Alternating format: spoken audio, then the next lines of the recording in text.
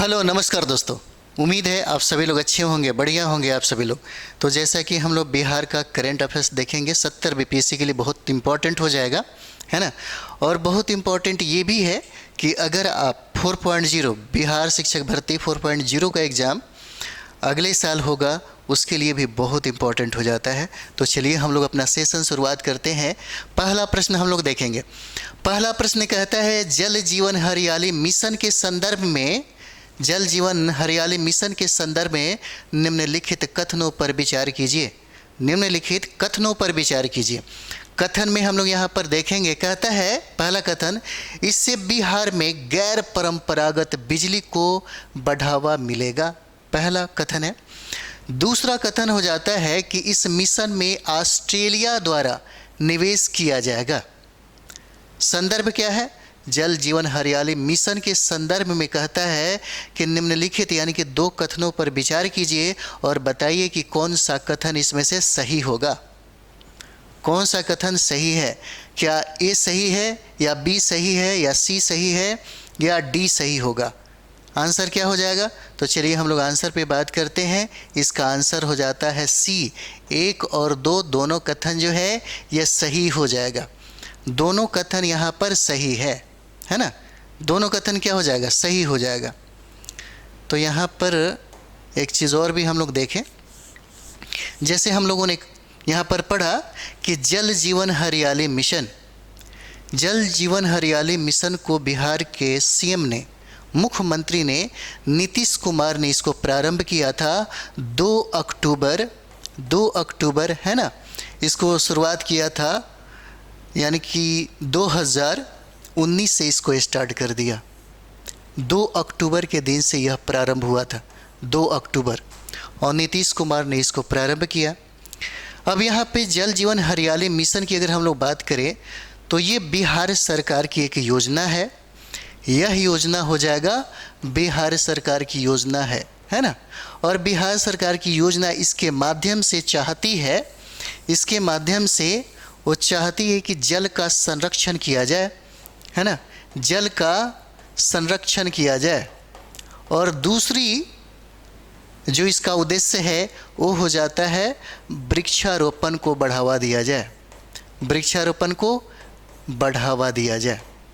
इसके लिए बिहार सरकार 75,500 रुपये का सब्सिडी भी देता है। इसके लिए सब्सिडी 75,500 रुपये का सब्सिडी भी देता है। इसलिए देता है कि किसानों की आय जो है यह दोगुना हो सके, यानी कि किसानों की आय बढ़ाना चाहता है, या किसानों की जो आय है किसानों की आय, इस किसानों की आय को यह बढ़ाना चाहता है, इसका उद्देश्य है। जल जीवन हरियाली मिशन के तहत ही सरकार जो है चाहती है कि जल का संरक्षण हो, वृक्षारोपण को बढ़ावा मिले, और इसके लिए किसानों को सब्सिडी भी दिया जाता है 75,500 का, ताकि उनके, है ना, उनके आयों में वृद्धि हो। और सबसे बड़ी बात यह है कि जल जीवन मिशन जो हरियाली मिशन है, इसमें लगभग बिहार के 15 विभाग जो है मिलकर काम करते हैं। 15 विभाग मिलकर के यहाँ पर काम करते हैं, यहाँ पर हो जाते हैं, है ना। तो चलिए और भी देखिए हम लोग। यहाँ पर कहता है कि ऑस्ट्रेलिया बिहार में गैर परंपरागत बिजली को बढ़ावा देने वाले जल जीवन हरियाली मिशन में निवेश करेगा। आपको पता है कि यहाँ पे परंपरागत बिजली का जो साधन है, संसाधन है, जो रॉ मटेरियल है, उसका एक लिमिट है। आज नहीं तो कल ख़त्म हो जाएगा। हमें वैकल्पिक ऊर्जा पे डिपेंड होना ही पड़ेगा, है ना। और इस योजना के तहत बिहार के सभी सरकारी भवनों पर सोलर पावर प्लांट लगाए जाएंगे। जो आप देख रहे हैं जितने भी सरकारी भवन है, सरकारी भवन पर इसी योजना के तहत सोलर पावर प्लांट जो है ये लगाने की बात किया गया है। बिहार में सबसे बड़ा सोलर पावर प्लांट जो लगा है, इम्पोर्टेंट है, पूछा जा सकता है आपसे, यानी कि बिहार में सबसे बड़ा सोलर पावर प्लांट जो स्टार्ट हुआ है वो बिहार के बांका जिला में स्टार्ट है। बिहार के बांका जिला में स्टार्ट है, चालू हो गया है, इम्पॉर्टेंट है। चलिए हम लोग अगले प्रश्न की तरफ चलते हैं। चलिए दूसरा प्रश्न हो जाएगा, बिहार के किस जिले में, बिहार के किस जिले में कौन सा, तो जनसंपर्क अभियान की शुरुआत की गई।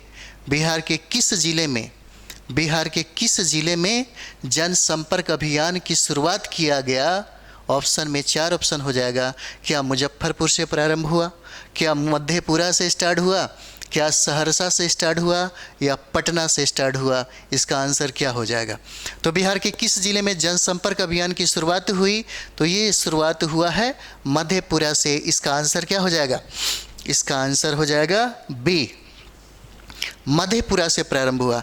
मधेपुरा से बीपीएससी में एक प्रश्न पूछता है कि बिहार में सर्वाधिक जनसंख्या वृद्धि दर वाला जो जिला है यही मधेपुरा है।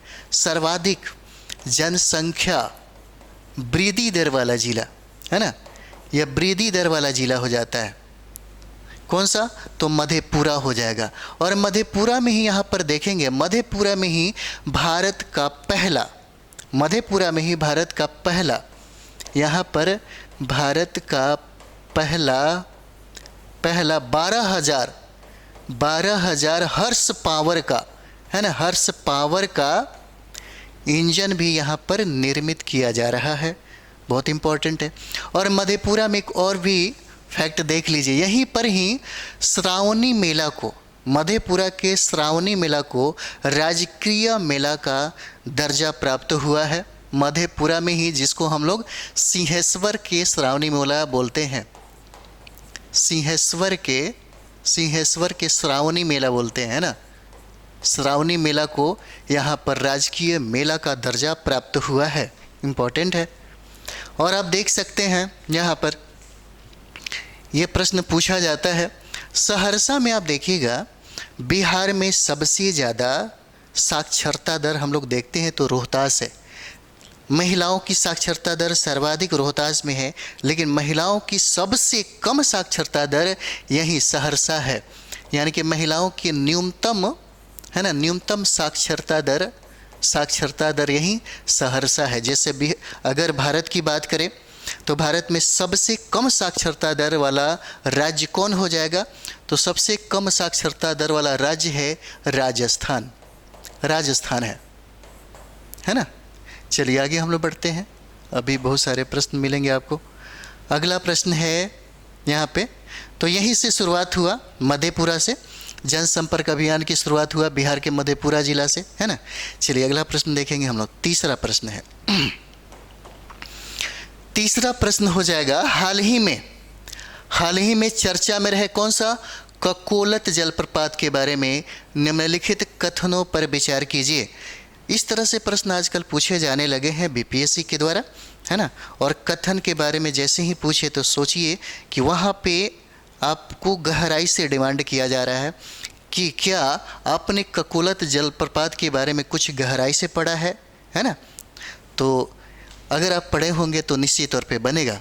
तो पहला कथन हो जाएगा कि इस सूबे का कश्मीर कहा जाता है, इसको मतलब इस सूबे का कश्मीर कहा जाता है, और इसको सैलाब के कारण क्या हुआ, बंद कर दिया गया।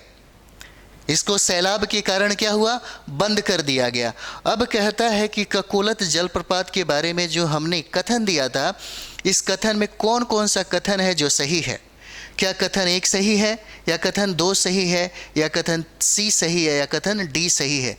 कौन सा कथन सही हो जाएगा। तो चलिए हम लोग बात कर लेते हैं। इसका आंसर हो जाएगा सी। इसका आंसर सी हो जाएगा। एक और दोनों कथन इसका सही हो जाता है, ककोलत जलप्रपात। अच्छा, ये ककोलत जलप्रपात यहाँ पर देखिए, है ना। ये ककोलत जलप्रपात जो है बिहार के नवादा जिला में स्थित है। बहुत बार प्रश्न पूछा हुआ है, ये बिहार के नवादा जिला में स्थित है। यहाँ पर ककोलत जलप्रपात जो है बिहार के नवादा जिला में स्थित है। और यहाँ पर आप जाइएगा जलप्रपात में देखने के लिए, है ना। तो यहाँ पर देखिएगा इसकी ऊंचाई जो है, इसकी ऊंचाई हो जाएगा 150 फीट। इसका ऊंचाई 150 फीट है। लेकिन यहाँ का जो पानी है, यहाँ का पानी सालों भर ठंडा रहता है, सालों भर ठंडा रहता है। इसीलिए गर्मी के समय में सबसे ज़्यादा यहाँ पर जो सैलाबी जो है यहाँ पर जाते हैं। तकोकलोर जलप्रपात को सूबे का कश्मीर कहा जाता है, इंपॉर्टेंट है, और इसे सैलाब के कारण क्या कर दिया गया, बंद कर दिया गया, है ना।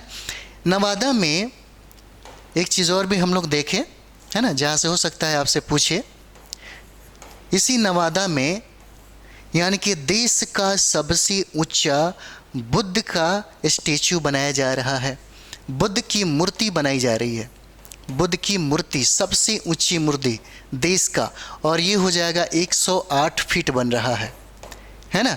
यह भारत का, देश का सबसे ऊंची मूर्ति का निर्माण हुआ, 108 फीट हो जाता है बुद्ध की मूर्ति, ये इम्पोर्टेंट है ना। क्या है, बुद्ध की जो मूर्ति है इम्पोर्टेंट है। आप देखते होंगे अगर हम लोग इतिहास को पढ़ेंगे तो इतिहास में आप देखिएगा, अधिकतर आपको हम बताते हैं, आजकल बहुत ज़्यादा राजनीति में बहुत सारा चीज़ें हैं जो आपको दिखने को मिलेगा, है ना। लोग अक्सर आपको ये बोलेंगे कि जितना भी, है ना, इस्लाम की जो मस्जिदें बनी है ना, इस्लाम की जो मस्जिद बना है, अगर उस मस्जिद को हम लोग, है ना, उस खंडहर में देखेंगे तो हिंदू देवी देवताओं की मूर्तियाँ मिलेगी, हिंदू देवता की मूर्तियाँ मिलेगी, है ना। हिंदू देवता मतलब हिंदू लोगों ने इसको, मतलब कहीं ना कहीं जो ज़्यादा मजबूत रहा उसने अपना बनाया, है ना। तो मस्जिद को अगर खंडहर को हम लोग देखेंगे तो हिंदू देवता मिलेंगे। अगर हिंदू देवताओं के खंडहर को देखिएगा तो यहाँ पे सबसे ज़्यादा बुद्ध की मूर्तियाँ मिलेगी, भारत में सबसे ज़्यादा बुद्ध की मूर्तियाँ मिलेगी। यानी कि जितने भी हिंदू देवी देवताओं की मूर्तियाँ बना है ना यहाँ पर, तो सबसे ज़्यादा वहाँ पे ये ऐतिहासिक है ना, ये ऐतिहासिक है।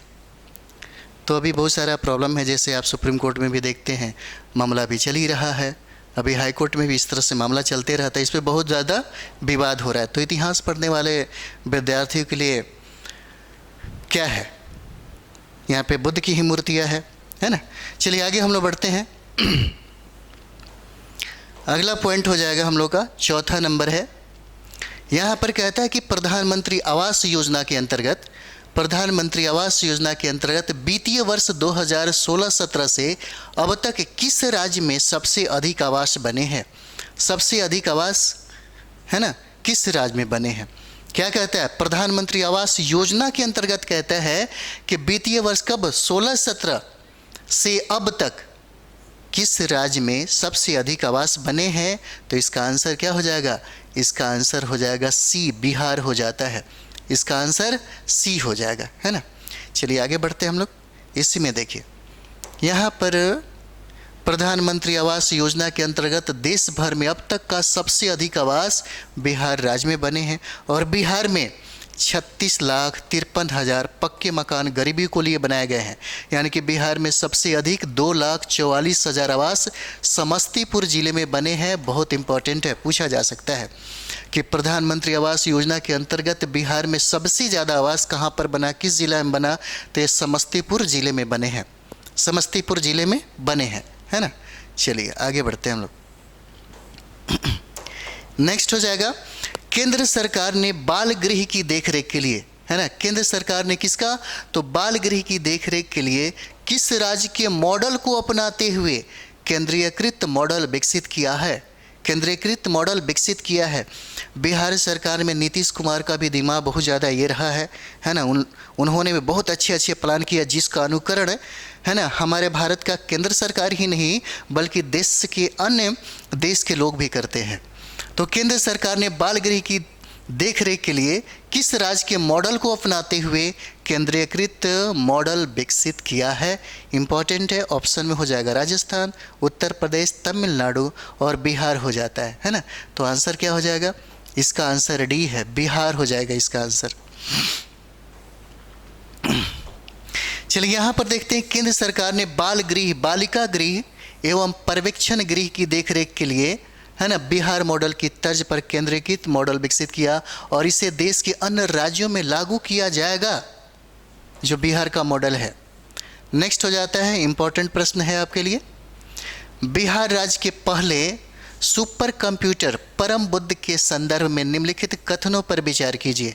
पहला कथन है, यह आर्टिफिशियल इंटेलिजेंस की शक्ति से लैस अति आधुनिक सुपर कंप्यूटर है, पहला कथन हो जाएगा। दूसरा कथन है, दूसरा कथन कहता है कि सुपर कंप्यूटर को तैयार करने में 4,50,00,000 की लागत आई है ना। सुपर कंप्यूटर परम बुद्धा के संदर्भ में ये बातें कहा गया है, कथन 1 और कथन 2। आपसे पूछा जा रहा है कि कौन सा कथन इसमें से सही हो जाएगा। क्या कथन ए सही है, क्या कथन बी सही है, क्या कथन सी सही है, या क्या कथन डी सही हो जाएगा, क्या हो जाएगा। तो चलिए आंसर हम लोग देखते हैं। इसका आंसर हो जाएगा सी, 1 और 2 कथन जो है ये सही होगा। यहाँ पर हम लोग देखेंगे, कहता है यहाँ पे कि सी डैक पटना द्वारा बिहार राज्य का पहला सुपर कंप्यूटर परम बुद्ध तैयार किया गया और यह आर्टिफिशियल इंटेलिजेंस की शक्ति से लैस अति आधुनिक सुपर कंप्यूटर होगा और इस कंप्यूटर को तैयार करने में 4,50,00,000 की लागत आई है, जो हम लोग अभी देख रहे हैं, है ना। चलिए आगे बढ़ते हैं। 7 नंबर सवाल बहुत इंपॉर्टेंट है, ये बहुत ही इंपॉर्टेंट है आपके लिए, बहुत VVI है। चाइल्ड पोर्नोग्राफी के मामले में बिहार देश में किस स्थान पर है। बिहार में सबसे ज़्यादा लोग चाइल्ड पोर्नोग्राफी पोर्न देखते हैं अपने मोबाइल में, है ना, चोरी चोरी चुपके चुपके ये सब चीज़ें, है ना। तो चाइल्ड पोर्नोग्राफी एक NGO का रिकॉर्ड है। NGO ने सर्वेक्षण किया तो पाया कि सबसे ज़्यादा बिहार में ही लोग, है ना, चाइल्ड पोर्नोग्राफी देखते हैं, सबसे ज़्यादा। यानी कि बिहार में अगर हम लोग बात करें तो भारत में बिहार का स्थान पहला हो जाएगा, पहला हो जाता है ना। इसका आंसर क्या है, डी हो जाएगा। चाइल्ड पोर्नोग्राफी के मामले में बिहार देश में पहले स्थान पर है, पहले स्थान पर है ना। चलिए आगे बढ़ते हैं हम लोग। इसमें कहता है कि अमेरिकी संस्थान है जिसका नाम है national centre for missing and excellent of children. इसने एक रिपोर्ट जारी किया और बताया कि पोर्नोग्राफी के मामले में बिहार जो है देश में पहले स्थान पर है। यहाँ पर सबसे ज़्यादा लोग पोर्नोग्राफी देखते हैं और इस तरह से भारत में बिहार का स्थान शीर्ष पर हो जाता है, पहला स्थान हो जाता है। चलिए अगला हम लोग देखेंगे, हाल ही में बिहार के किस स्थान पर उत्तर भारत का, है ना, उत्तर भारत का कहता है, उत्तर भारत का पहला वर्ल्ड रिंगिंग स्टेशन खोला गया। कहाँ पर खोला गया और बिहार के किस स्थान पर, कहाँ, उत्तर भारत का कहता है। उत्तर भारत का पहला वर्ल्ड रिंगिंग स्टेशन खोला गया, कहाँ पर खोला गया। क्या पूर्वी चंपारण में खोला गया, या पश्चिमी चंपारण में खोला गया, या भागलपुर में खोला गया, सारण में खोला गया, कहाँ पे खोला गया। तो चलिए हम लोग आंसर की ही बात कर लेते हैं। इसका आंसर हो जाएगा सी, भागलपुर हो जाएगा, है ना, भागलपुर में हो जाता है। भागलपुर में देखते हैं, यहाँ पे इम्पॉर्टेंट है ये फैक्ट आपको। तो बिहार के भागलपुर में उत्तर भारत का पहला और भारत का चौथा वर्ल्ड रिंगिंग स्टेशन खोला गया है भागलपुर में, यानी कि भारत का चौथा, है ना, और उत्तर भारत का पहला वर्ल्ड रिंगिंग स्टेशन खोला गया। तो इससे पहले खोला गया राजस्थान में, उसके बाद उड़ीसा में और उसके बाद तमिलनाडु में वर्ल्ड रिंगिंग स्टेशन खोले जा चुके हैं, है ना। चलिए अगला प्रश्न देखेंगे हम लोग। 9 नंबर प्रश्न है, यहाँ पर कहता है कि एकीकृत चेक पोस्ट के संबंध में, एकीकृत चेक पोस्ट के संदर्भ में निम्नलिखित कथनों पर विचार कीजिए। निम्नलिखित कथनों पर विचार कीजिए। पहला कथन हो जाएगा, यह बिहार के अररिया जिले के जोगबनी में बनाया गया है। इंपॉर्टेंट है, याद रखिएगा ये सब चीज़ें, है ना, ये सब चीज़ें इंपॉर्टेंट हो जाता है। यानी कि यह बिहार के अररिया जिले के जोगबनी में बनाया गया है। कौन से एकीकृत चेक पोस्ट के संदर्भ में ये कथन दिया गया। 3 कथन है, 1, 2, 3। दूसरा कथन है कि इसका उद्घाटन भारत के प्रधानमंत्री ने नेपाल के प्रधानमंत्री के साथ किया। इंपॉर्टेंट है। उसके बाद तीसरा कथन है जोगबनी, कहाँ, बिहार में। जोगबनी और विराटनगर का है नेपाल में, यानी कि जोगबनी से विराटनगर में दूसरा एकीकृत चेक पोस्ट ये हो जाता है। अब ये पूछता है कि कौन सा कथन इसमें सही हो जाएगा। सही कथन चुनिए। पहला 1, 3 सही है, दूसरा 1, 2, 3 सही है, सी 1 और 2 सही है, या उपरोक्त में से कोई नहीं। तो चलिए आंसर पे हम लोग बात कर लेते हैं। इसका आंसर हो जाएगा बी, 1, 2, 3 हो जाएगा। 1, 2 और 3 इसमें हो जाएगा इसका आंसर, है ना। तो हाल ही में हाल ही में भारत के प्रधानमंत्री ने नेपाल के प्रधानमंत्री के साथ मिलकर बिहार के अररिया जिले के जोगबनी में एकीकृत चेक पोस्ट का उद्घाटन किया और यह जोगबनी बिहार और विराटनगर में दूसरा एकीकृत चेक पोस्ट होगा। इसका निर्माण भारत और नेपाल सीमा पर व्यापार और लोगों की आवाजाही को सुविधाजनक बनाने के लिए किया गया है ना। चलिए आगे बढ़ते हैं हम लोग। चलिए ये हो जाएगा किस फसल उत्पादन के लिए बिहार को राष्ट्रीय कृषि कर्मण पुरस्कार मिला है। कृषि कर्मण पुरस्कार मिला है, किसको मिला है ना। किस फसल के उत्पादन के लिए कहता है कि बिहार को राष्ट्रीय कृषि कर्मण पुरस्कार मिला, राष्ट्रीय। तो चलिए इसका आंसर हो जाएगा सी, आंसर हो जाता है मक्का। हालांकि बिहार को अभी तक 5 बार है ना, बिहार को अभी तक 5 बार कृषि कर्मण पुरस्कार प्राप्त हुआ है।